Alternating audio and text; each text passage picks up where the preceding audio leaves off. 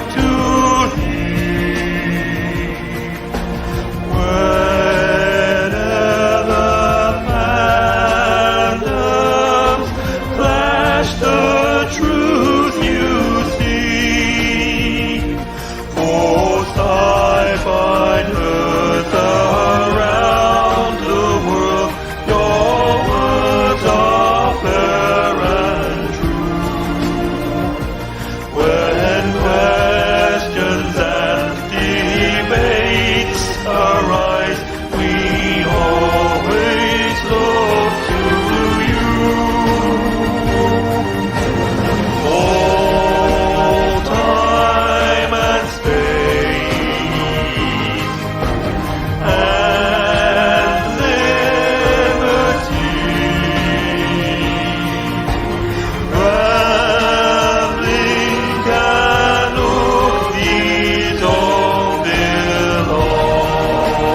to thee. Rambling canopies all belong to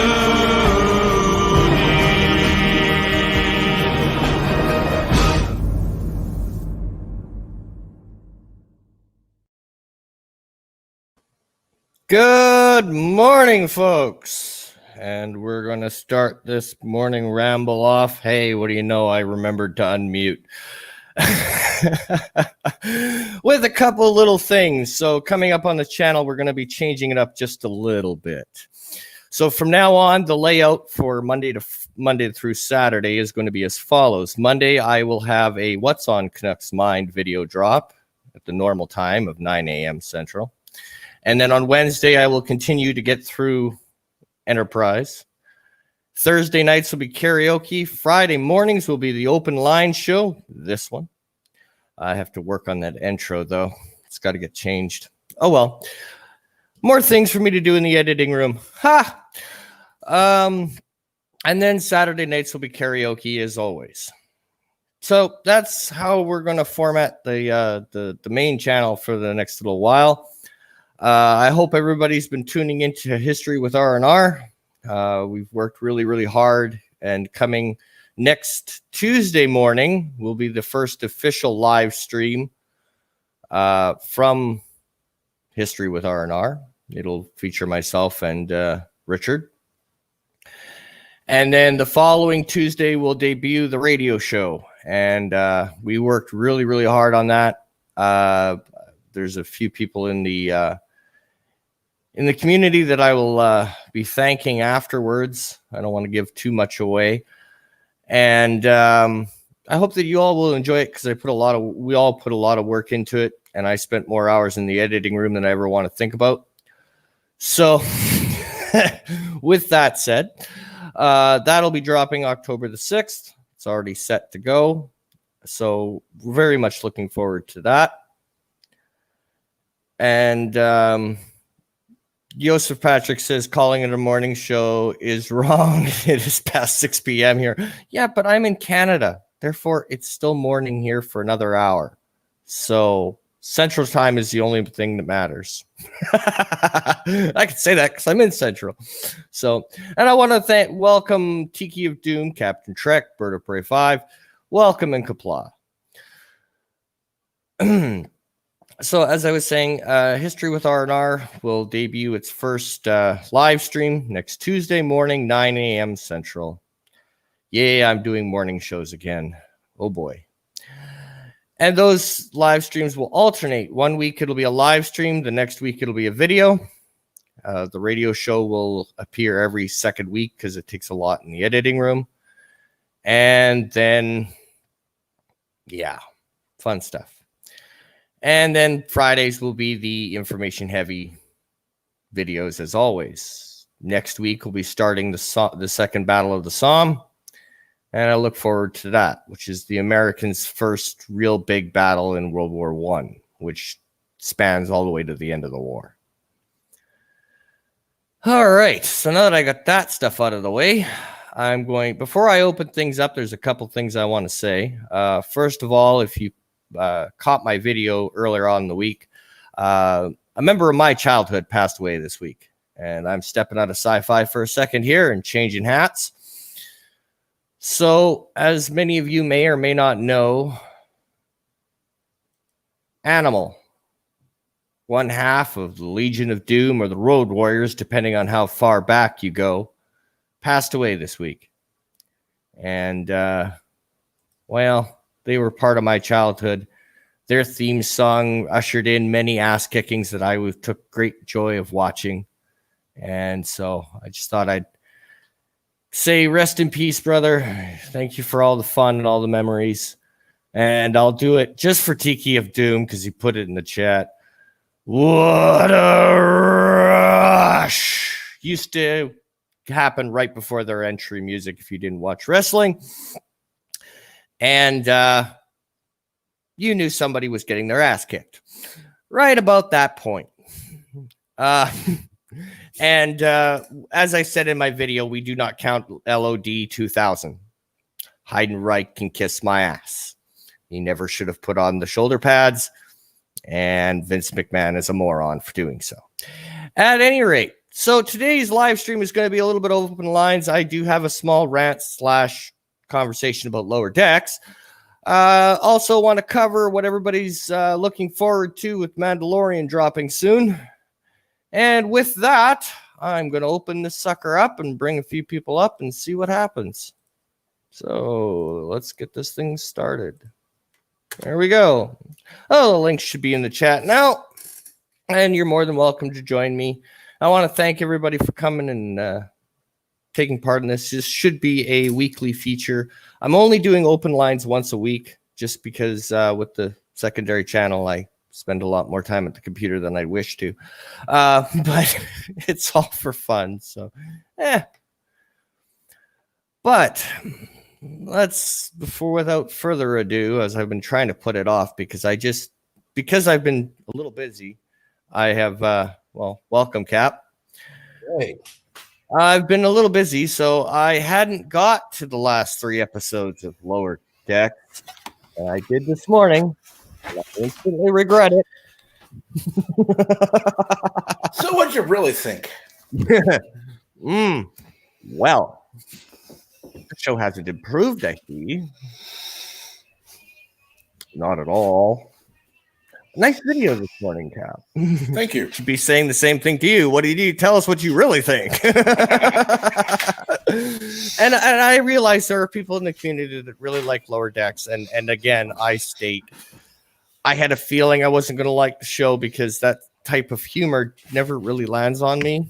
I was never a Futurama, American Dad, Rick and Morty kind of person. My son loves them, but no. I mean, the most I did was The Simpsons. Hey, Bert. Berto Pray 5. How are we doing this morning? Not bad. Just got to teach Captain Track about good television. Well, if you're talking about Lower Decks, then you got to teach me too, because I hate the show. That was one good episode. Is that the one where they fucked up Q? Well, yeah. Just curious. Is that the one where they brought in Q for no was on fucking for, reason? 30 seconds. It really They didn't wasted my two. They review. brought him in. They brought him in for what? To make him look like a chump.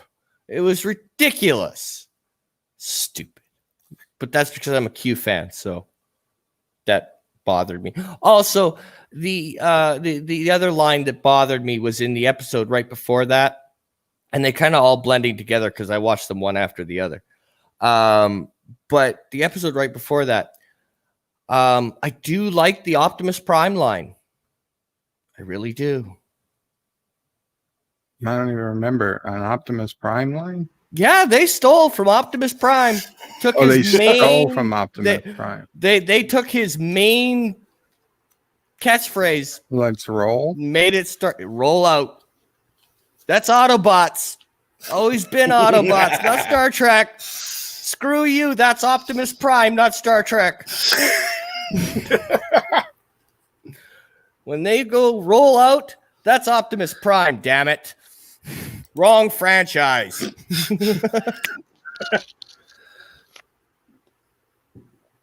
But yeah. I was quite thought it was quite funny to see Captain Track's title for his video. He personally called out. You and Anti-Trucker, yep. Well, Anti-Trucker gets called out a lot. I don't get called out as much. Well, no, because most people who do end up in the mines. Am I not mistaken? No, the mines are not. The mines are not for political dissent. Oh, The mines are actually a pretty good place. There's mm. nowhere else to be. The mines aren't half bad. I don't know about that, Bird. I think that's what the firing squads are I think for. that's what the mines will change your mind. Yeah, see, remember what I just said?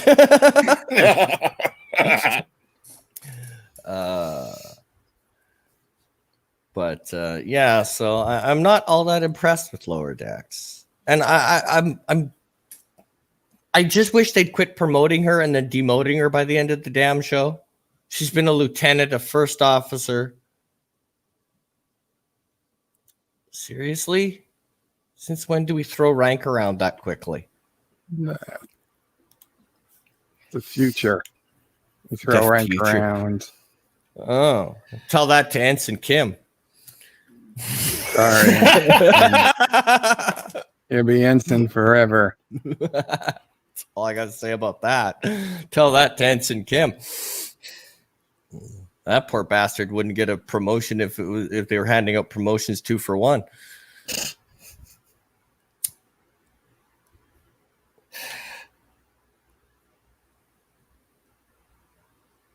I also see you wanted to talk about Star Wars. Yeah, What Star Wars news is there? Well, there's Mandalorian coming out. Mm-hmm. Oh, yeah. Never seen it. Star Wars. You've never seen the Mandalorian, Bird? Really? No, I don't have Disney Plus. I'm gonna get Disney Plus just to watch a show about a movie franchise I don't even give a shit about anymore. Yeah, I can understand that. But the Mandalorian got good at the end. Watching the season 2 trailer, I did kind of get the bug, like, oh, maybe I should get Disney Plus. And maybe I'll get it right after the season ends so I can just binge watch. So you can binge watch it, yeah. The first 2 seasons. Mm-hmm. But I'm certainly not going to pay every month for Disney Plus because there's nothing else that really interests me in the Disney catalog. I'm very curious to see how they do this because they're going to have to be, well, this is Disney, but new Lucasfilm under it's not really Disney. It's mainly Lucasfilm under Kathleen Kennedy. But they're going to have to be very careful of how they do this because the storyline dictates that he has to bring Baby Yoda back to his kind or to their talking force wielders. Well, okay, so now you're going to introduce a whole bunch of Jedi that now you're going to have to explain why they were not in any of the sagas. Which is the problem with bringing in force sensitive characters. It was the same problem they had when it came to Rebels. Because then they were wondering where everybody was, well, where was this person during the trilogy? So yeah, it's interesting from a fan's perspective of how they're going to wrap this up in a nice little bow and still keep it somewhat understandable. Yeah, see, these are the kind of questions that really don't even factor into my day. So that's why I'm saying I guess I'm not really a Star Wars fan. Yeah, I would agree. We've been fighting over that shit for years. Star Wars Rebels, yeah. Well, of course they've all got to die. They've all got to die at the end. They've got to die. Because if not, then you have to explain why they weren't in the or even mentioned in the saga.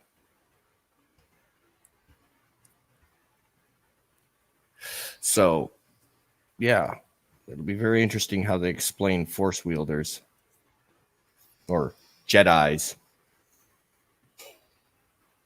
that we've not known about, especially after Order 66, which this takes place after. Do you know when this takes place? Well, Like how? it's after the fall of the Empire. So it would be after 6. Yeah.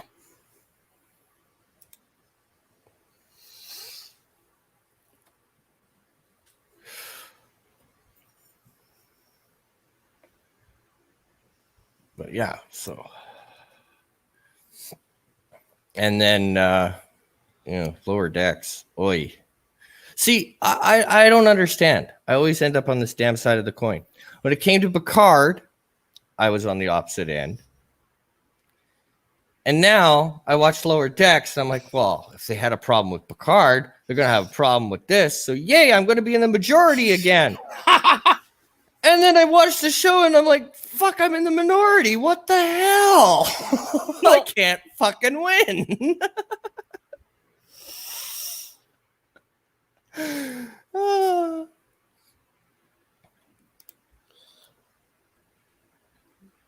I'll be honest, most of the Lower Decks episodes have been like barely passable to just bad.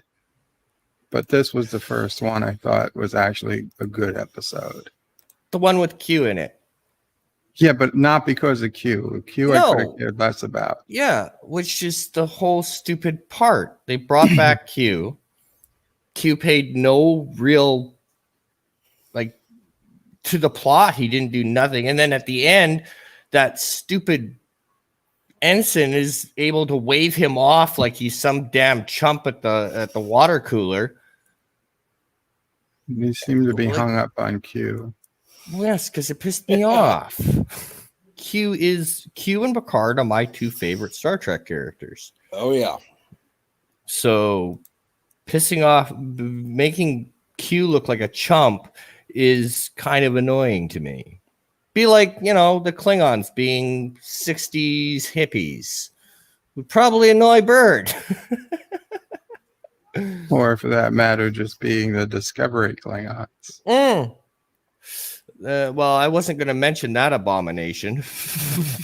I was being nice.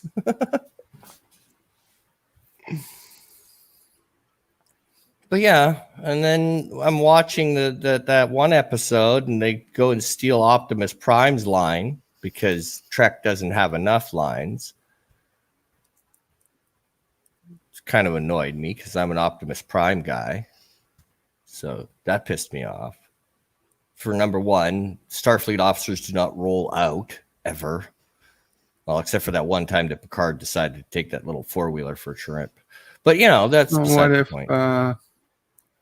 What if Admiral Pike had to go somewhere after the wheelchair? He'd roll out. Well, at least then the line would have made sense. But they're running, so they're not rolling anywhere. So the damn line doesn't even make sense. They're not even in a 4x4 or anything to roll out. They're running to they're walking to the damn transporter. Roll out. What the hell? That was stupid. It was dumb. And then the storyline of the Q episode makes no damn sense either. They start out in a trial, which turns out to be a celebration because reasons. And it's just, that's my main issue with Lower Decks, is every episode is anticlimactic, doesn't matter at all. There are no consequences in this show at all. The bridge crew are a bunch of baffling morons who shouldn't have passed grade 1, never mind Starfleet Academy. And they're supposedly leading these freaking ensigns. They couldn't lead a freaking dog to water. Like, seriously, the bridge crew is stupid. They should. I get that it's supposed to be comedy. I get that. But at least make the bridge crew competent. You've got the Bajoran tactical officer who's itching to fire at something, which is a ripoff of Worf. And never gets a chance to rip off of Worf. And then when he does get to fight, he usually gets his ass kicked, Worf. But like, what the hell? It's so stupid. Like, the ensigns can be complete goof offs, but your bridge crew shouldn't be. Otherwise, that stupid ship should have flown into a solar star by now. It does in the credits. But then it gets its way, it can find its way out. With the magic of teleportation, I guess. But the show is just brutal. It is damn brutal. Like, I don't know what's more painful, this or Discovery. At least this show has a good ship. I'll give that. I'll give it that. It has a good ship, and the Borg look like somewhat Borg, and the Klingons look like Klingons. So I'll give Lower Decks the win on that one. And the ship doesn't look like a damn pizza cutter. But yeah, what the hell? And then they're in animation. How many damn ships does the Federation have that look like the fucking Cerritos? Cerritos. Well, it's supposed to be a gag that they've got a bunch. The California class supposed to be a very cheap ship to make, so they obviously have a lot of them. Because every Federation ship they run into is this stupid California class. Oh, except for the Vancouver. Which I know you don't like it because it's Parliament class. You don't like. They should have called it Canadian class. Yeah, I don't think so. You guys don't even. Not with that useless captain. Anyway, stuck up biatch that she was. Name a Canadian ship and have a freaking dumbass as a captain. Way to go. Yeah.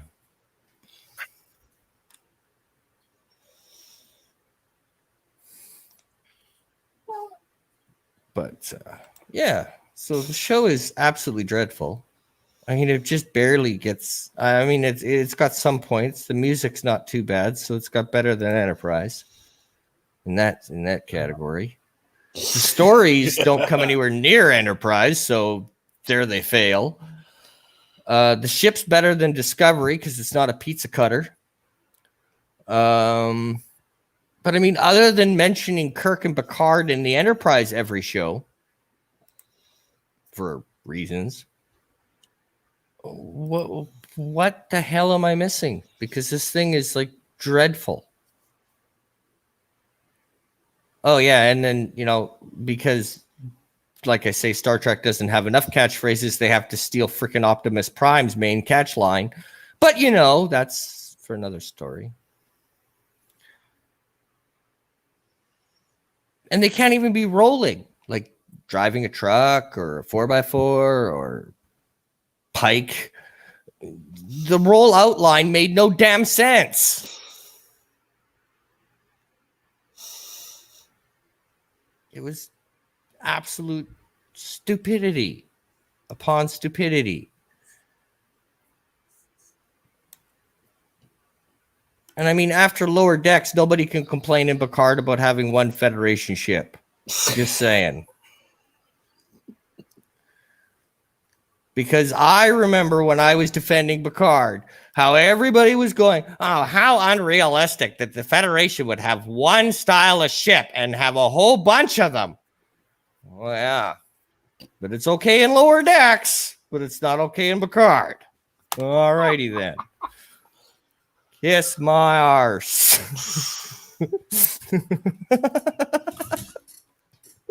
And I think I'm killing Cap. Oh, I've had a good day. I've gained at least 2 subscribers, lost at least 2. No, 3. And it's like, this is a good day. Yeah. No, I lost 2 yesterday, but that's because I got sick and I couldn't put out content for 2 weeks. But hopefully with the rebranding of the channel, things pick up again. So on a more positive note, Bird, what are you thinking of history with R&R? How are you enjoying the videos? Sorry, I had to unmute. Yeah, no problem. Charlie is going to sleep. I find them interesting. It's all stuff I've never heard of before. The reason we covered that was we covered Vimy Ridge because Vimy Ridge is basically when Canada became a nation on the world stage. Next, we're going to cover the Somme, the second battle of the Somme, not the first one where the British completely fucked the pooch, but the second battle of the Somme, which is where the Americans enter. One thing I did find very interesting when we were doing the research for the Vimy Ridge was the fact that the Stars and Stripes were there. That was something I never knew, that there was the one soldier from the States that that's why you guys kicked ass. Now it makes sense. Well, Bird, you obviously didn't listen to that because he got injured and was out on day 1, but okay, well, we'll go with that. But yeah, but the fact that it spread. No, the reason the Canadians did so well is because we told the British to shut the fuck up and let us do it our way. That's basically what happened. Germany declared it a draw. Yeah, Germany declared it a draw because they had to save face because they got their asses kicked. Yeah.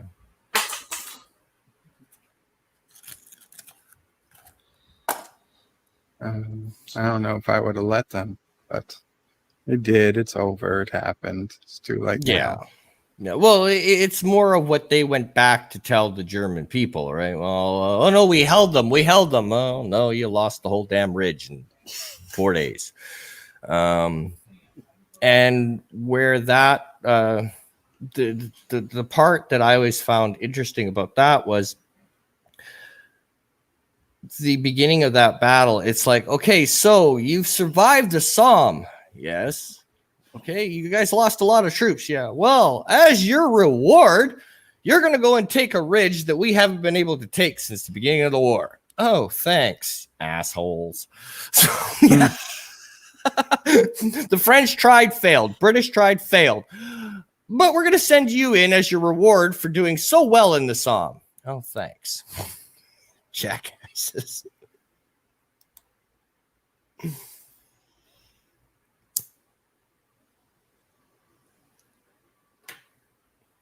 But yeah, and as NB Geek says, I mean, the California class and the Parliament class ships, they look nice. They look okay.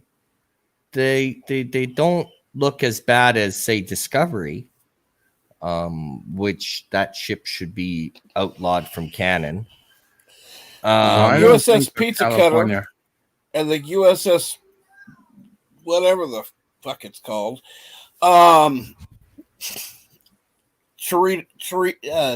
Whatever. So you say it, Bird. Cerritos. Okay, yeah, it looks like a table. I'll agree with but AT at least, on that one. At least it's not too bad of a ship. It looks like it could fit within the Star Trek realm. Except of course the saucer section is separated from the secondary hull. And the only way you can go is walking through the warp engines. Mike McMahon said that there's a turbo lift that goes through there. He specifically addressed that on Trek Yard's channel. Because, That's why the warp engines are kept away from the rest of the ship. Okay, let's just go through them. Why not? Okay. Cap. I hate to Yes. say this, but you realize the name that Bird of Prey 5 just invoked. What? McMahon. Have you seen what a McMahon has done to professional wrestling? Okay. I mean, are you surprised?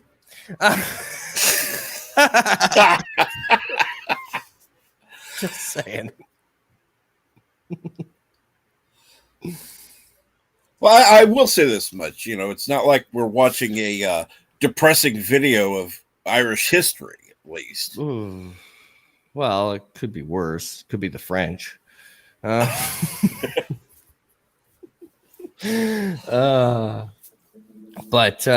no, I mean, like Lower Decks. I don't know. It's just blah to me. I don't understand how you have a crew that is made up of that many idiots. Like, did Starfleet take a poll and go, if you have an IQ of 0.000001, you are now assigned to the Sorrentos? Like, what the fuck? And then every captain we see, no matter what ship they're on, they're just as dumb as the main cast. Yep. Like, in this picture, Starfleet are a bunch of morons who probably were going to fly into the nearest bloody sun. And welcome, MB Geek. I think it's the first time I've had you on. Welcome, sir. Yeah, I think it was Captain Trek who I saw tweeted it out, and I was like, yeah, I'll check this out. So did you catch the Optimus line? The Optimus Prime line? I have not seen it yet. I will watch it. I'm going to watch this episode later, probably today or tomorrow, because tomorrow. No, this wasn't the most recent. It was the one before this. Last week's episode. I didn't even pay attention because the show is just. So I think I was focusing on something else when I was writing it. So I probably near the beginning, they're heading towards the transporters. Okay. And the line is, all right, team, let's roll out. Yeah, why not rip off the Transformers? Let's rip off one of Peter Welling. Not his name. What is the name of the guy who does Optimus's voice? And they're not even like. It would make sense if, like Bird of Prey 5 said, if it was Pike, because Pike's in a wheelchair. Rolling makes sense. Or if they were in one of those nice little buggies or something, that makes sense. But you're walking to a damn transporter.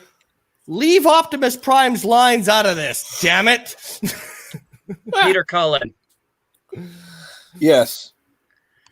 Yeah, well, that should be extra offensive for Random Canuck, because the guy's Canadian. Yes. And then they completely wasted Q. God damn it. I didn't know John D. Lance needed a paycheck that bad. I'm starting to wonder, did something go wrong? Is he taking up a fund or something? Jeez. Because the way they used him in that Lower Decks episode, wow. I thought Voyager was a disgrace. Bloody hell. I didn't mind him in Voyager. It was okay. I didn't like the whole Q committing suicide storyline. That one annoyed me. Actually, I didn't mind that one so much as the let's have a child together. Oh, yeah. The Civil War reenacted just for fun. Yeah, yeah. Let's have fun. Yeah. Oy vey. Yeah, I mean, the payoff to that one wasn't bad. Yeah, I'm gonna watch it later because I got my Quarks bar tomorrow with Jack Beers, and we're gonna talk about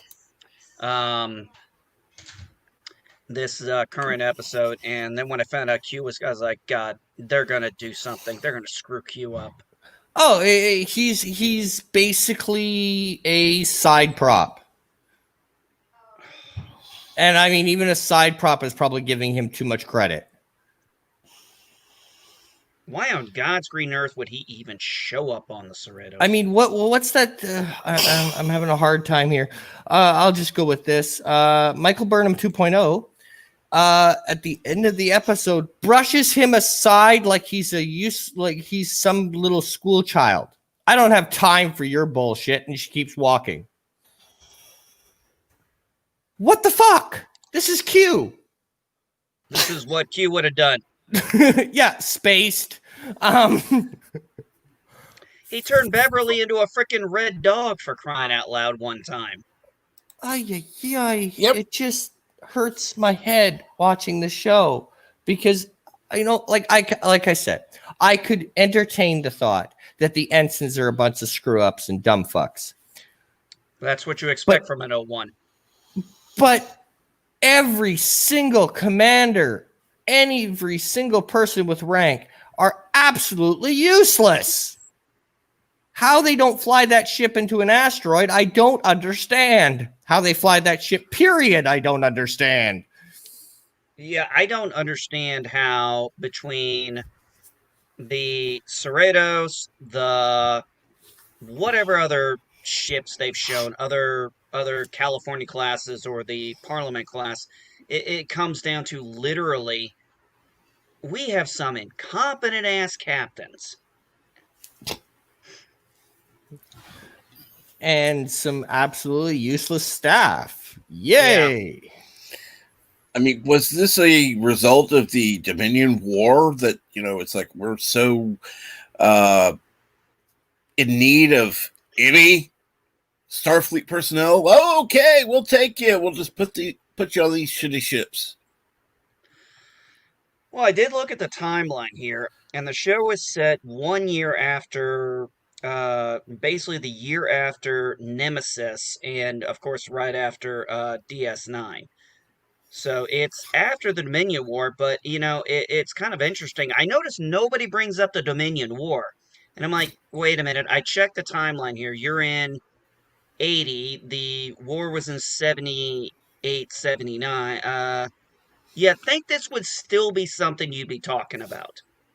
No. They're too busy bringing up the Enterprise, and they're too busy bringing up Kirk. Yeah, the member bearers. Gotta love that. And apparently they're still using the technology that they had Pike in the chair 100+ years later. Anybody besides me thought that was absolute bullshit. But they haven't escalated the chair into something different by now? Oh, yeah, it's called advancement in technology. Meanwhile, they have an android, a cyborg on the ship, just saying. And I mean, if we're going by Discovery, well, I never even finished the second season of Discovery, and I've got to be honest, I really liked the guy who played Captain Pike. What's his name? Anton Mount? Is that right? Am I wrong? Anyway, sorry. I loved him in Hell on Wheels. And I'm just like, they treat, and he was actually a halfway decent captain, but he just keeps getting treated like, of course, Burnham walks around and she's like, oh, I know everything. And it's the same thing with this dipshit ensign. She's been demoted to, and, we even talked about this. Wait a minute. In the last episode, wait a minute. Your friend from the Academy is a captain. How long have you been in Starfleet? I said at best 10 to 15 years this chick has been in Starfleet. Because let's say the other captain she got fast-tracked. Maybe she was just, one of those people who was able to move up the ranks fast. Still, it's going to take her about 10 to 15 years to get to the point of a captain's chair. So you're telling me this girl's been in this long and she's been demoted, we're told multiple times, But And just I'm in the still trying to figure out show how she's even twice. been allowed to stay. I mean, she makes Paris look like a freaking saint for the amount of times she's fucked up. And I think the only No. reason, and they even kind of point out the fact that she only even is probably still in Starfleet because her daddy's an admiral and her mommy's a captain. But it's like, to me, it's just, I don't get it. I don't get it because it's not only her. It's the whole freaking crew is useless. I'll be And every honest, crew I they kind come of up like. to. I'll be honest, Canuck. I actually think Rutherford is about the only decent character. He has his moments. Yeah, he has his moments, but that's about it. But he's about the only decent character. I'm trying to figure out how the Orion. First off, did they neuter her? I don't know. Because I'm Don't know. fairly certain those pheromones are supposed to be pretty strong. So is she taking like some kind of something to block those pheromones to not make the men all want to bang her? Well, I know, canon. I know. I'm you're trying to follow Star Trek expecting canon. you're expecting this? What the hell? Wrong Yes, answer. I'd like a little canon in the current Star Trek. Is that They too much have to it. ask? Didn't you see the member berries? Yeah. It got pointed out every time they did it in Picard as the biggest travesty known to man. But they do it here, and it's the best thing since sliced bread, and I don't get the difference. I find it amazing that both drugs and alcohol and smoking have all come into fashion by the time of Picard. I'm like, wow. Oh, and then of Eh, course, those wonderful modern 20th century references that, somehow survived 400 years. yeah, true. But I mean, it's Picard. He always did that, especially in TNG. That's TNG coming through. Mr. I read books.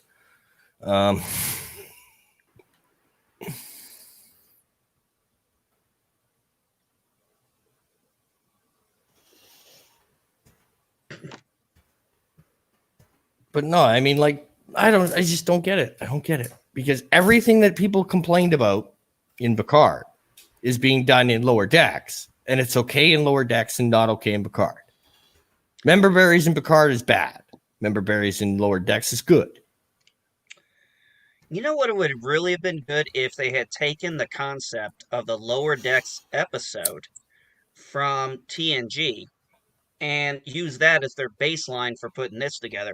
Then it might have actually have been a fun show. All I wanted was a couple of competent officers. That's it. You can have your fuck ups, as I've said. You can have your absolute fuck ups. You can have the Lower Decks be complete fuck ups. I don't care. But you got to have somebody that has half a goddamn brain on the ship. Would be nice. Just one. The captain is useless. Absolutely. First officer ain't much better. He can't seem to figure out which head he wants to use.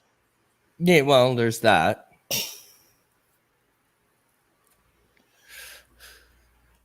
But I'm noticing there is a lot of beating up of senior officers with no repercussions. Oh, well, what's her face there did get sent to the brig once for disobeying an order, so that makes it all better.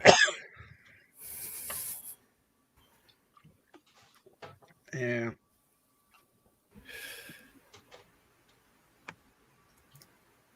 And then the last episode where you had everybody hiding in the captain of that ship. Oh, yeah, another useless captain. It's just freaking out and like, I don't want to die in space. I don't want to. Like, I was like, okay. And, I pointed this out. I said, oh, of course, it was a woman, but it was a white woman, of course. But, you take that aside and it's still, what the hell? Here you have another bridge crew that is absolutely useless that has to be saved by the even more useless ensigns.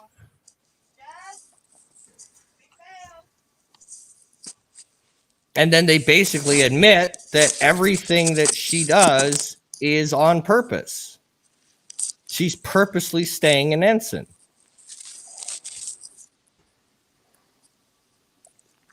Hey, you want to hear my convoluted idea? Oh Lord. Sure. If I were in charge of... Let me tell you, if I was in charge... Well, what are we talking about right now? Lower decks. Okay.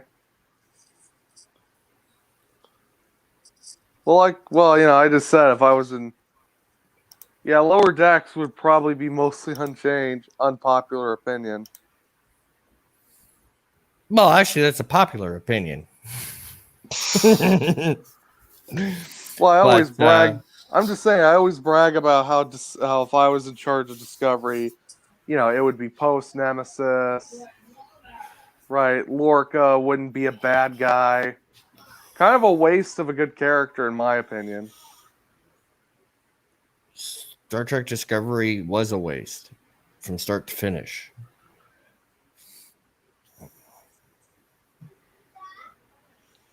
But no, I mean, lower decks, I mean, it would be fine as Right, long yeah. as they just did something half intelligent would be nice. A captain that's an actual captain. You could have the lower decks goofing off and fucking up all the time. But to have the entire crew basically with the mentality of a 2-year-old is slightly annoying. Well, I kind of like how they let. I personally like that Mariner took a back seat for most of the episode. Which one? The last one. I guess she did. Right. Well, yeah, you see, I was right. Still didn't make the show any better. I liked it. Say what you Fine. want about it. No, that's fine. Right. I liked Picard. 90% of people I know hated Picard. So it's all good. Yeah. I mean, in some ways,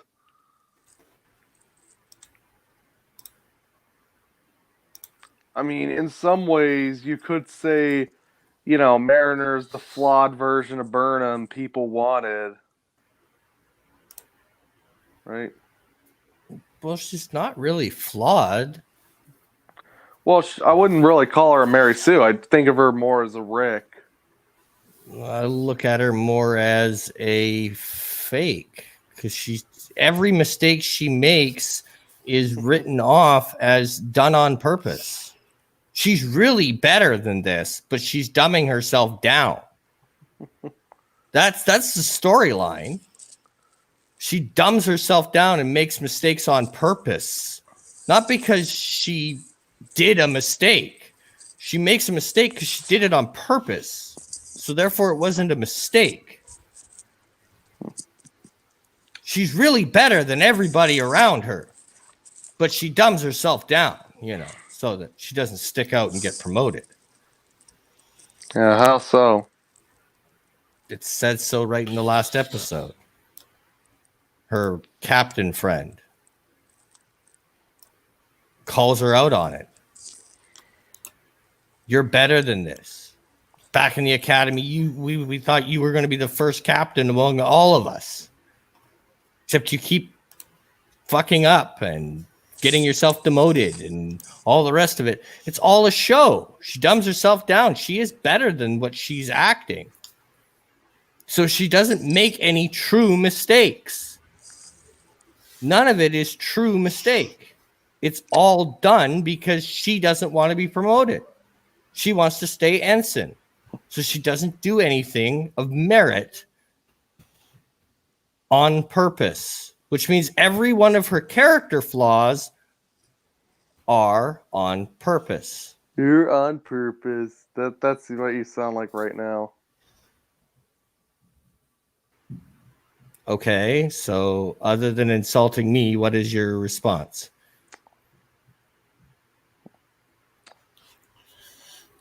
Didn't you chop off Boimer's leg? What would that do? Well, he bled to death. That's kind of a mistake. Almost killing Boimer. Didn't even come close. Didn't see No, any blood. that was barely an inconvenience in the show.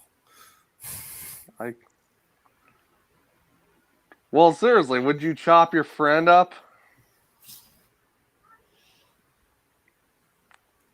But she didn't. She slipped with the backless and got him in the leg. And then they went to sick bay and it was fixed. No problem. Barely an inconvenience. Well, let's not even face it. show him going to sick bay or even discuss it. No, it's just next scene. He's fine. It's not even an inconvenience. It's no problem. Not an issue. Yeah, I find it funny, and I agree with you. Everything they had a problem with in Picard, everything is like, oh, it's so good in this show. No. If it was bad in Picard, it should be bad in any other show.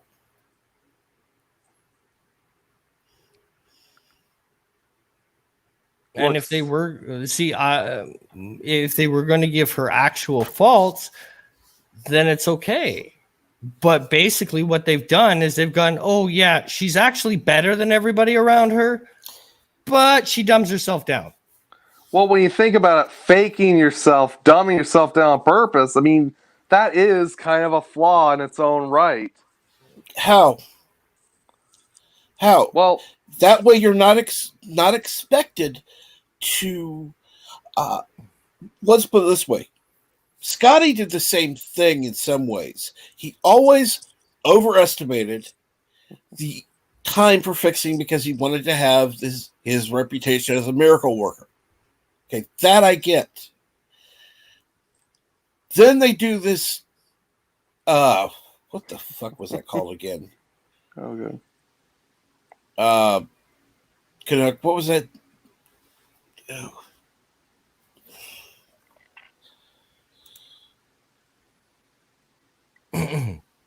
I'm not sure because I'm not sure what you're trying to point out. Something time. You mock time? Oh, yeah. Where they have their downtime. Yeah. Yeah. Like, oh, please. No. This is insulting. Yeah, but is Burnham an engineer? Right? Does she do anything actually useful? Not really. Well, Burnham technically, due to Star Trek Discovery canon, is does everything. Exactly. Let me tell you, if I wrote Discovery, I would have made sure like Tilly, Lorca, Stamets, Burnham, right? Even Saru would have all been taking turns saving the day. Okay, but I mean, wouldn't you agree? They didn't. Nope. Well, if I'm saying if I wrote the show, that's how it would have been. Well, right? If I wrote the show, the damn ship wouldn't have been a pizza cutter. Well, if I wrote the show, it wouldn't be in the TOS era. It'd be in the post-TNG era. Right? Well, let's put it this way. I think, honestly, even the people who like the show would agree that there have been some flaws with the series, including when it takes place. I remember watching Discovery and just being in complete denial. Seeing the Enterprise and noticing the pylons were wrong, that's what snapped me out of it.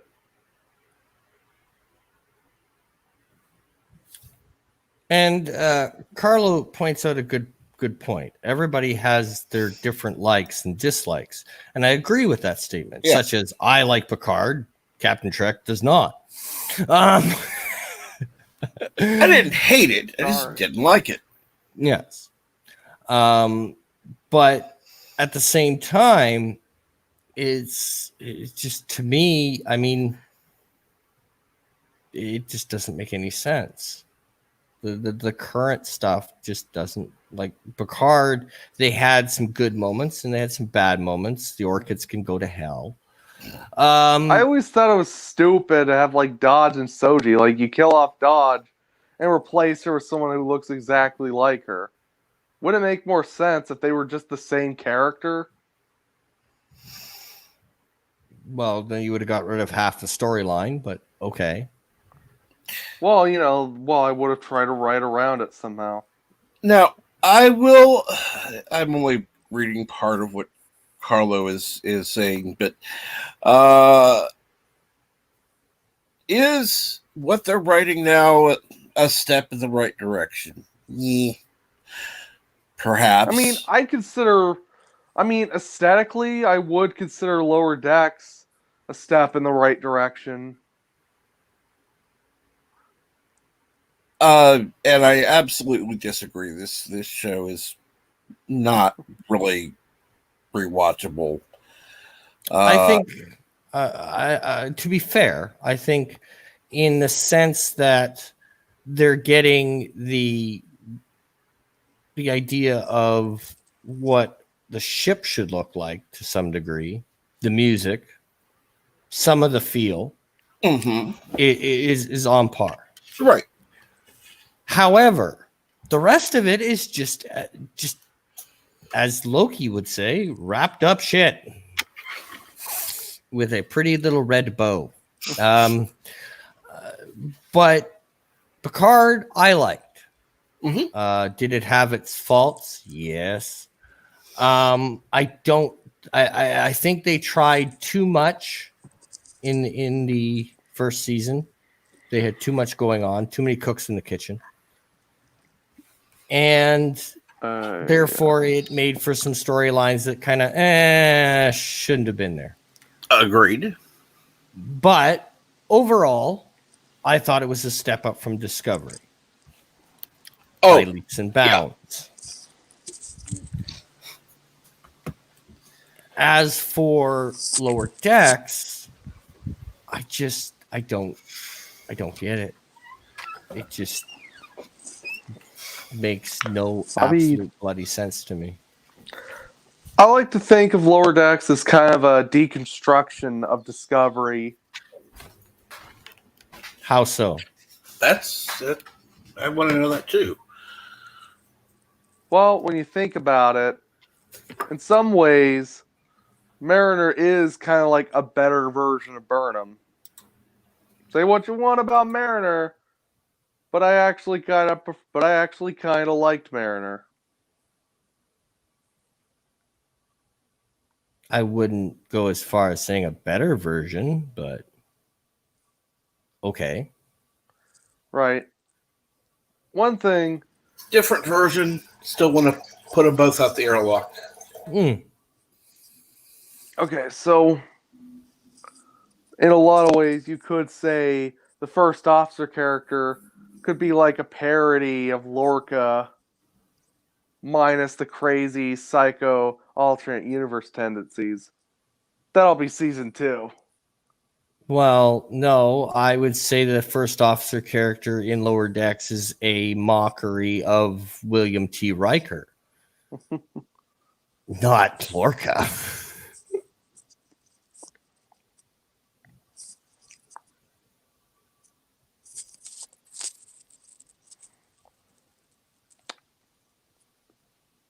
And then the tactical officer is a mock of Worf. I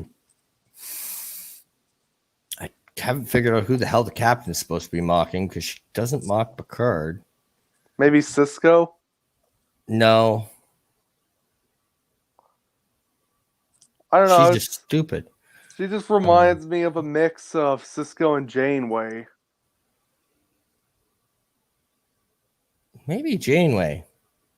Not Cisco, though. Bird, do you think the captain of the Sorrentos reminds you anything of You're our DS9 expertise on the panel. Not in the least way at all.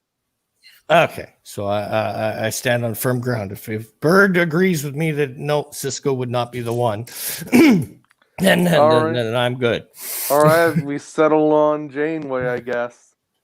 Yeah, I would. Yeah, I could see her being a mock of Janeway, but not I'm Cisco. just saying, in my opinion, I think Mike McMahon secretly wanted Lower Decks to be a mock of Discovery.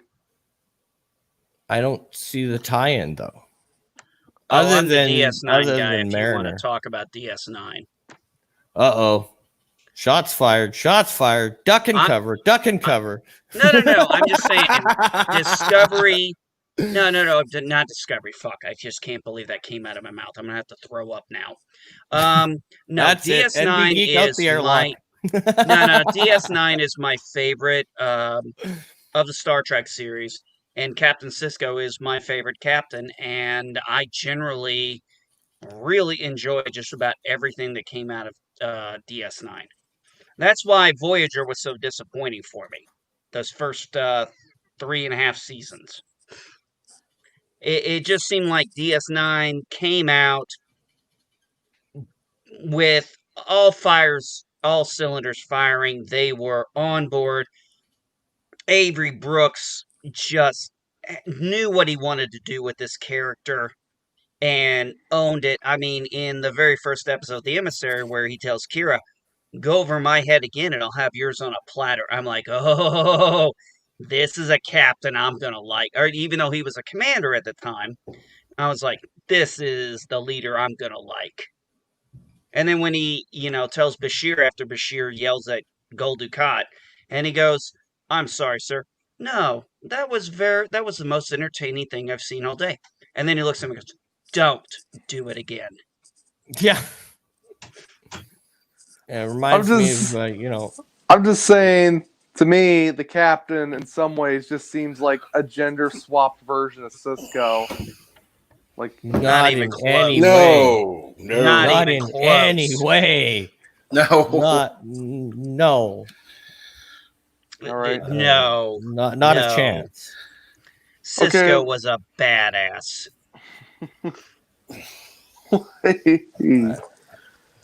Like, not Well, even. that's just how I see it, man. Okay, I You don't can have to appreciate agree that. with me, but that's just how I view it. Okay, I understand that's how you view it, and I'm glad you say I don't have to agree with you because I don't.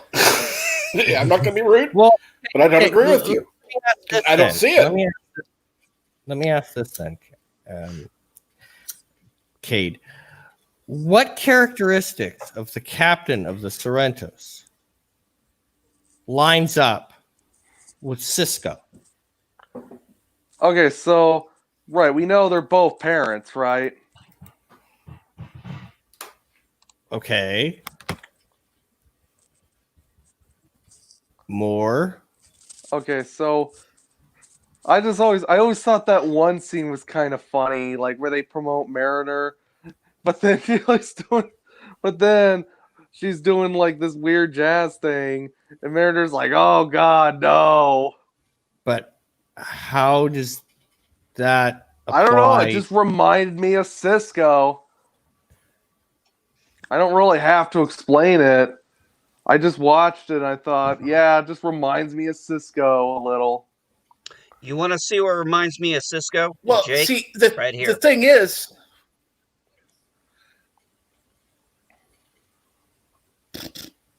oh Yeah. yes, that ship. Yeah. Boy, that ship. see, here's What the is reason. that Here's thing? the reason why you need to explain, because it doesn't make any sense. That would be the sail ship that Yep. I just had. from DS9. Damn right. One of the and this is where I said I wish, and they did it several times. I just wish they had done more father-son moments. Like there was that episode, and then there was the episode where he's on the planet. Jake's on the planet, and he's Bill Mooney's there, the guy from Lost in Space, and they're having, he's in that medical facility and he's freaking out and stuff, and then he writes the article, and his dad says a lot of people think the way you do, but not many of them have the ability to write it down or the courage to write it down. He says, I'm proud of you, son. And I was like, as a parent, and at times with my oldest, I was a single parent in the military. I was like, this is a captain I can really get behind. But I mean, prior to him, the most relatable character I had was Chief O'Brien. Okay. Yeah, I The can see most that. Chief O'Brien, the most important man in the universe. Oh God. Hey, if it wasn't for enlisted, y'all just be fancy officers. Yeah, well, there's that. The old saying. Well, no, I'm not an officer. I work for a living. There is that line. Well, you know how at TNG he was kind of just there. Okay. Yeah, that's what a supporting character does. Well, then, right, it's not really until Deep Space Nine. Well, yeah, that's basically, yeah. Well, like in Deep Space Nine, they thought, yeah, let's just make him a main character. Okay. That's what happened. He was a secondary character on TNG and a main in DS9. Let's talk about what I really want to talk about. Before Discovery came out, what were you expecting it to be? Like before they announced what era was going to be set in? Like what were you hoping for? Post Nemesis. Yes, post Nemesis. You could have solved all the continuity problems if it had been a post Nemesis thing. Well, now, exactly. I'm not saying it would have been a much better show than what it is, but you could have taken the Klingorks. Actually, here's what I would have done. I would have made those Klingorks what the Breen look like when they take their helmet off. That actually would be pretty interesting. Because here's the problem. They're honoring their dead, which is established. This is not how Klingons deal with their dead. They don't. Well, yeah. It's been established in TOS. It's been established in TNG. It's been established in DS9. So, and then they're all religious. Now, if this was a small cult of Klingons, that would be then it one would thing. Work. But they were saying the Klingons were still honoring their gods, which we all know. Worf even said the Klingons killed their gods long ago because they were more trouble than they were worth. Yes. And we know Worf is a paragon of Klingon honor and history and tradition. So if anybody's going to know this shit, it's going to be Worf. Right. Well, yeah, and I don't know. Discovery, I think, post Nemesis, changed the ship, get rid of the Klingorks, and get a competent captain that signs on for more than one season, and you don't have the captain be some freaking parallel universe bullshit. Yeah. By the end of season 1. And don't make Ash Tyler a converted Klingon. Just let him be human. God. That was so ridiculous. I would have just let him be human. It was just dumb. Well, the two things that were dumb about Discovery. One, 2? We all stopping realized... the list at 2. Hold on, MBG. You're stopping the list at 2. When you think about it, I was going to say the two biggest... No. I was going to say the two biggest things that they thought were secrets that we all called very early on. We all knew Lorca was from the Mirror Universe, and we all knew Ash was the freaking albino Klingon. We all called it right away. Yeah, but I mean, to me, I don't know. I just they really shouldn't have use that ship because it was absolutely disgraceful. And Well, how would you design the Discovery? it would have been an upgraded E. Now, since our version of Discovery is post Nemesis, does that mean the Enterprise with the wrong pylons would be substituted with the Enterprise F? What? Well, I'm just saying, would the Enterprise F be there since our version of Discovery would have been post Nemesis? We're talking about the Enterprise E, not the F. Yeah. Well, I'm saying I'm saying it post Nemesis, so And that was the Enterprise E. post Nemesis after. The Enterprise the- E would still be around. It was a relatively new ship. Well, I'm just saying well, I would have said it in the 25th century. See, Okay. Well, you got to add that part in. That's way past Nemesis.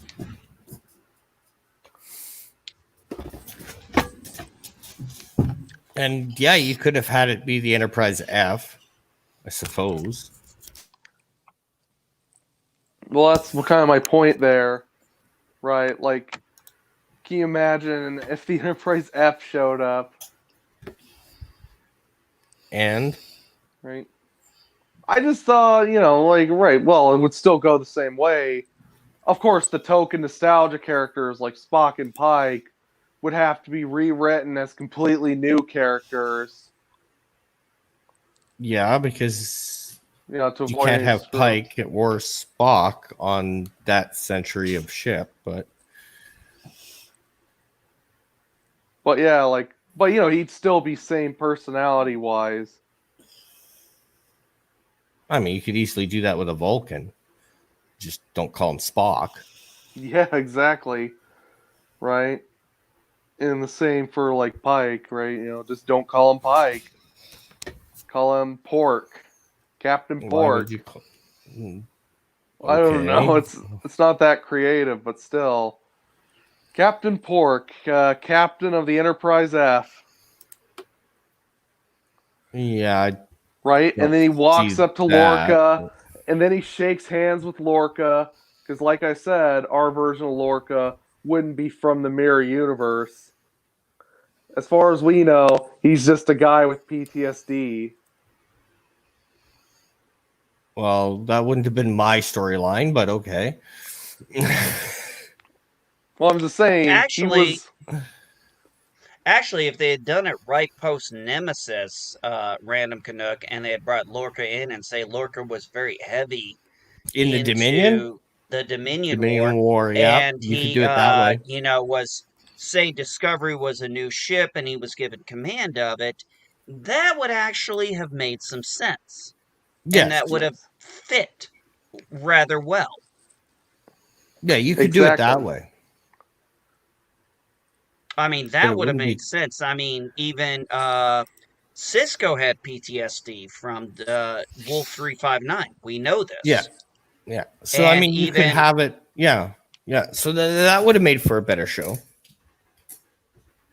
Well, anything would have Hands made for down. a better show Well, if yeah. we had actually known our characters. And Michael Burnham, a plank of wood, wouldn't be the bestest ever. Yeah. That character really, really. To me, the big things that it effed up was the Klingons, the aesthetics of the Discovery, Mm-hmm. Michael Burnham, the whole stupid mirror universe timeline bullshit, Yeah. and the whole anything to do with the Klingons during I have a- season 1 I have a was question. absolute garbage. Do you think Yes. the Terran Empire has some policy saying that only Asian women get to be empress or whatever? I Like- doubt it. Like, we've only seen 2 empresses. Both of them are Asian, right? An Enterprise. Actually, and I'm going to be Discovery. honest. I would have liked to have known if the Empress Giorgio was a descendant of Sato. That would Maybe have the- actually have been something worth putting in. Well, That then would actually work. Isn't Giorgio from Malaysia? And Sato is supposed to be Japanese? I don't think that there are any Japanese people in Malaysia,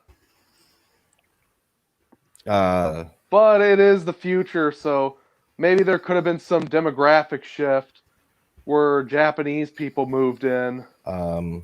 You're forgetting something, Cade. What? World War II. Yeah, Yeah. Where did the Japanese invade? Malaysia. Indochina.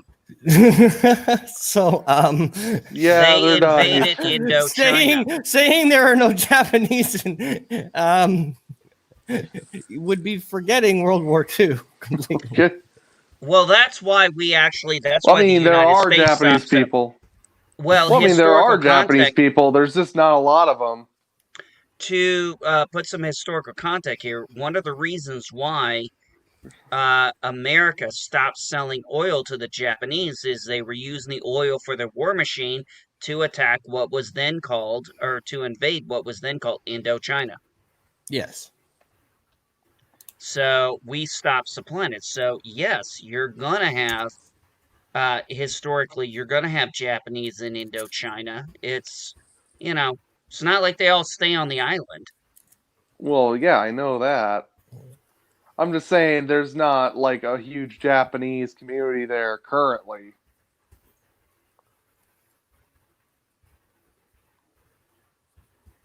But it is possible that in the future there could be a demographic shift. Right.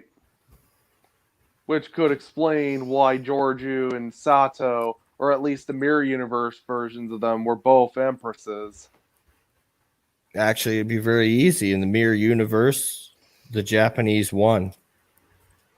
That Okay, would there's one. actually be perfect. You know what? That would actually work. Yeah, The but Japanese then why is forced the United States the to- alternate Giorgio still from Malaysia? Does it really matter? No, why is Prime Giorgio from Malaysia? Right? Prime, because Prime isn't affected by that. Yeah, we have no idea where the Mir Giorgio was born. So you're Prime saying would she not could be have been affected born? by that. Yeah, but like Mirror Universe, Japanese forced the United States to the peace table. right. Therefore, they kept everything they took. Therefore, there's your settlement. And you don't even need to go into the future. Well, anyway, I just can't help but imagine, like, our version of Discovery, the Enterprise F shows up, the scene goes the same, right, and then we see, like, not Pike show up, right, he would shake hands with Lorca, the Lorca that isn't from an alternate universe, right? Why would these two be shaking hands? Well, right, I mean, when they do that, I don't know, they salute each other, I guess. No, they don't salute in Starfleet. Right. Yeah. Unless it's the Mir Universe, which we've seen. Actually, I'm on that episode of original Star Trek. I'm on the episode of Mirror Mirror. Okay, what do you think? So, what do you think Not Pike and our version of Lorca would be doing?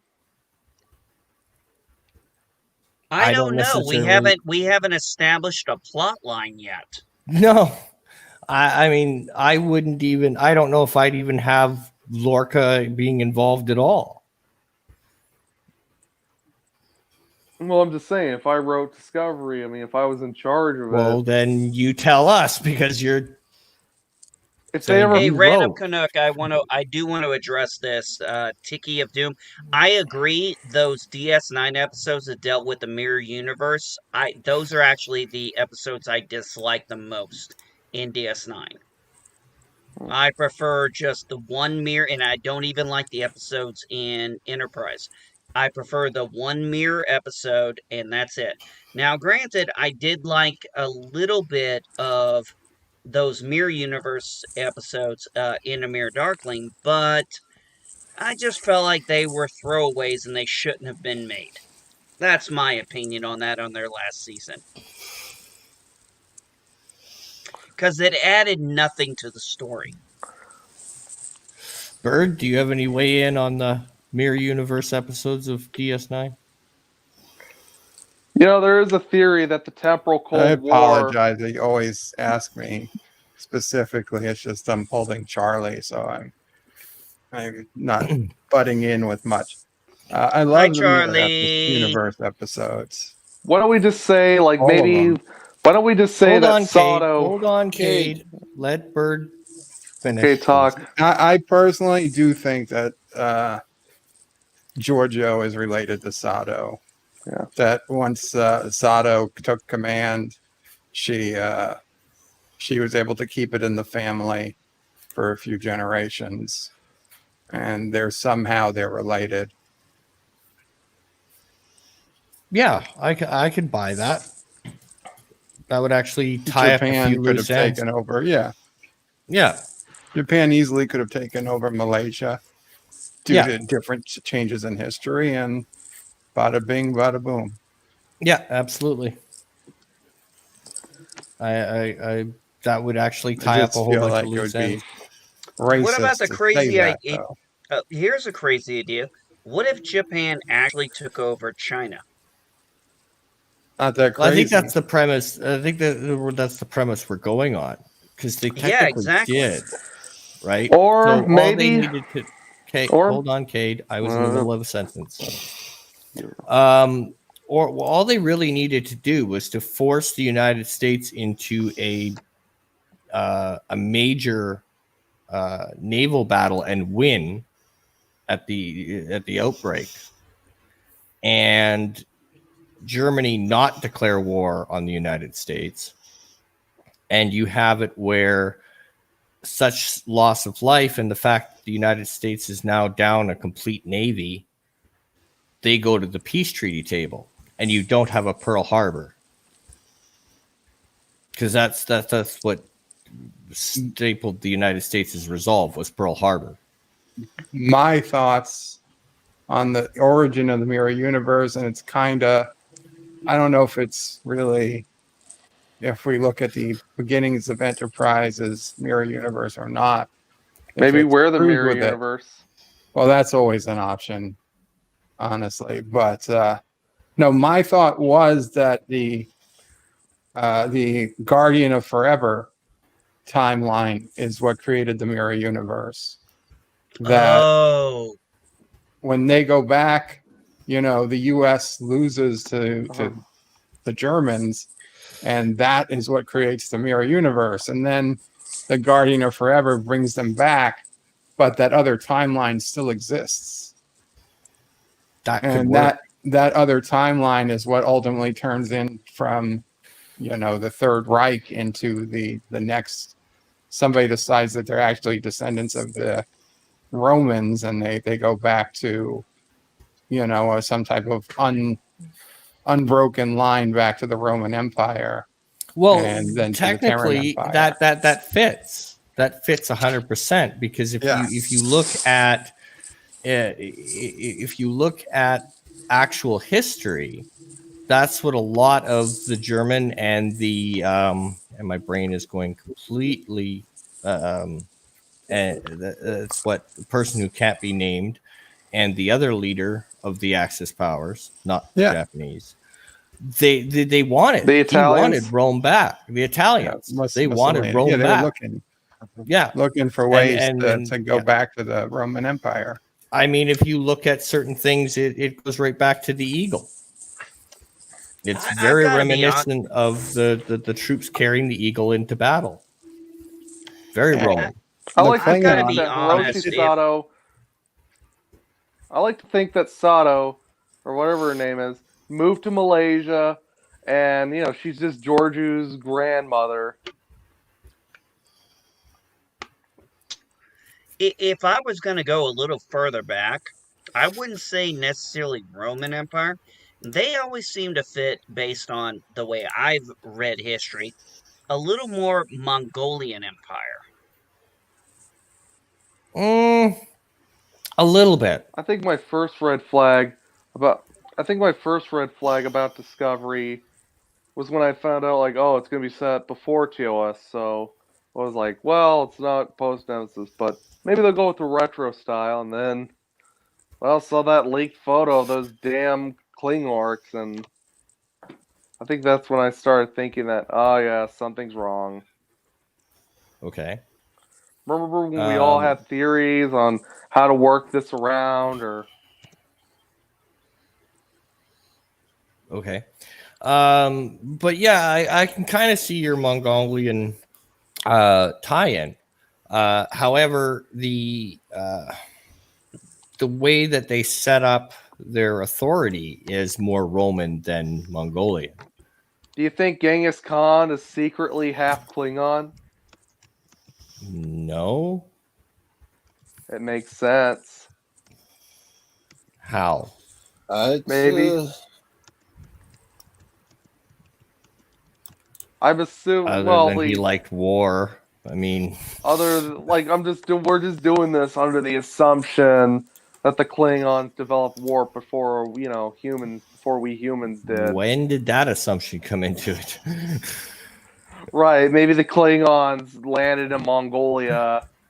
Right, somehow a Klingon guy screwed with Genghis's mom, and then she gave birth to Genghis. Right, and then Genghis tried to take over. You're all an reaching here, attempt. buddy. You are reaching. Yeah, The I Well, don't Mongol remember Empire is Shakespeare secretly a was puppet Klingon. state of the Klingons. So my theory is that Genghis Khan is half Klingon, and the Mongol Empire is actually a puppet state of the Klingon Empire. But then you'd be moving First Contact in the timeline. Well, that's the thing. They don't know that Genghis Khan is secretly half alien. I'm sorry, but if the Klingon Defense Force was that powerful back then, they would have invaded Earth and it would have had no problems enforcing their will. So Yeah, I'm just not buying that infiltration is shit. not really a Klingon trait. Tell me when the Well, explain that to me when the archaeologists discover a bath lift buried in the Mongolian desert. Well, they did Okay. infiltrate on K7. Yeah, but I don't think world. Yeah, and if they did infiltrate, they're going to go take over. So, I'm not. At some point, there's going to be an attack. Can we all remember that when we saw those first leaked photos of the Klingorks? I think that's when we were all worried. Oh no, that's when I said this is gonna suck. I didn't worry. I said this is fucked. This is gonna piss Trekkies off. Period. End of discussion. And I happen to be one of them. I think my original response was, "What the fuck is that?" Something along the lines. I was really hoping there'd be like an in-universe explanation. So last night, CBS started airing Discovery on their TV Okay. channel. So I had it set to record the first episode, The Vulcan Hello. So I started watching it. It opens with the Klingons. And then as soon as they pulled back and you saw all the Klingons are actually Kling orcs, Yeah. I stopped watching, deleted the episode, and deleted the recording pass. Not because of anything, but because if CBS and TiVo if TiVo shares their data with CBS and they want to see, well, here's somebody who tried to watch it. When did they stop? Oh, they stopped 3 minutes in. As soon as the Kling orcs were revealed. Like, no, F it. These aren't Klingons. I'm shutting this off.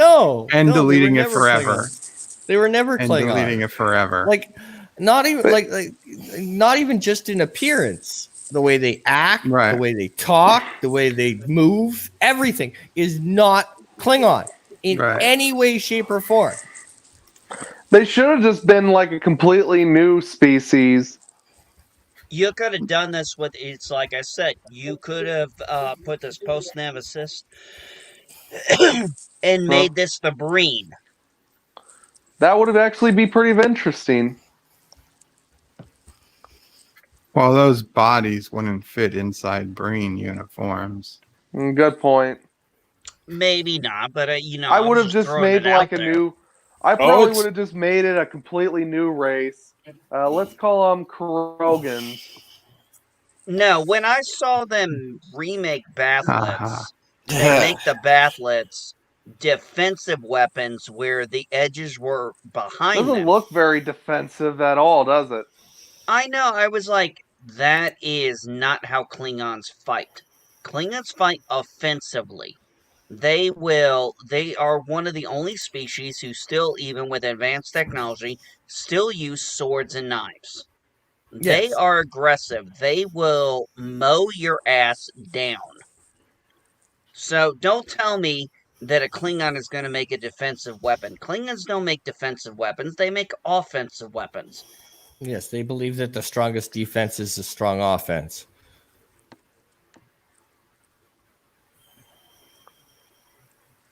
Right. Well, that's their why the Klingorks should have been a new species. Right? Well, that would have You been. could have done anything other than call them Klingons, and it would have been better. Right. Yeah, then, I would have just been like, oh, cool, new armadillo inspired aliens. Right? I'm not saying I'd be big fans of them, but, right, at least I wouldn't have the same reaction, negative. Even if they wanted to call them Klingons, they could have.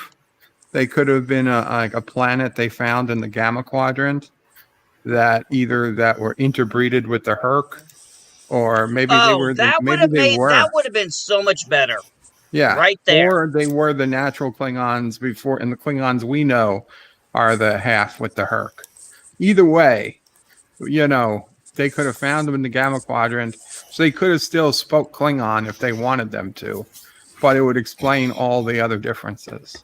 Yeah, and they don't originate from Kronos. Or maybe Right. they were all inbred. No. Bird of Prey, I like your assessment there. If it had been, they could have been the Herc, or they could have been a crossbreed between Herc and Klingons, and Right. that would have made much better sense. And it would have tied into DS9 Exactly. because they already had some Herc stuff in the Gamma Quadrant. You know what? Let's make them the Herc. They should have been the Herc. Yeah, but the timeline in Discovery doesn't match up. The Federation doesn't know what the Herc is. Nobody knows. No, it would what have the to be Herc post. I'm saying post Nemesis. Post Nemesis, exactly. Post Nemesis would have to work. So we've established that our version of Discovery would be post Nemesis, and the Klingorks would be the Herc. Now we only have the problem of magic mushroom drive and terrible writing. Oh, yeah. Well, there's that. Well, I think Magic Mushroom Drive would still be in the show. No, it's got to go. No, it would still be there. It's got to go. It's post Nemesis. Yeah, and? So the Magic Mushroom Drive is justifiable there. No, we got to replace it with some Warp 10 thing instead. Transwarp? Not Transwarp, because remember, Voyager got a shuttle to Warp 10. Then they stopped because there came salamanders. Yes. But somewhere that technology still exists. Imagine if Scotty didn't sabotage the transwarp thing on the Excelsior. Right. Does that mean all the Excelsior crew would come back as Salamandermen? No. You got to remember the transwarp theory back in that time is different from the transwarp theory in TNG and all that. Because remember, they did something that I still disagree. They made Warp 10 an impossible barrier, which I still say to this day was a stupid thing. It's not a barrier. It's infinite speed. So you're basically saying the Enterprise D would be considered transwarp by the standards of the TOS era? Yes. Yes. Yeah. Actually, I think it would be... Actually, the idea of the Excelsior crewmen coming back as Salamandermen would have been a lot funnier still. So, As far as I know, Scotty did them all a favor. Interesting way to look at it. But it's 12:30, and I'm going to wrap this up. So I want to keep these to about an hour and a half or so. So I want to thank everybody that was on the panel. Thank everybody in the chat. And until next time, take her easy, folks.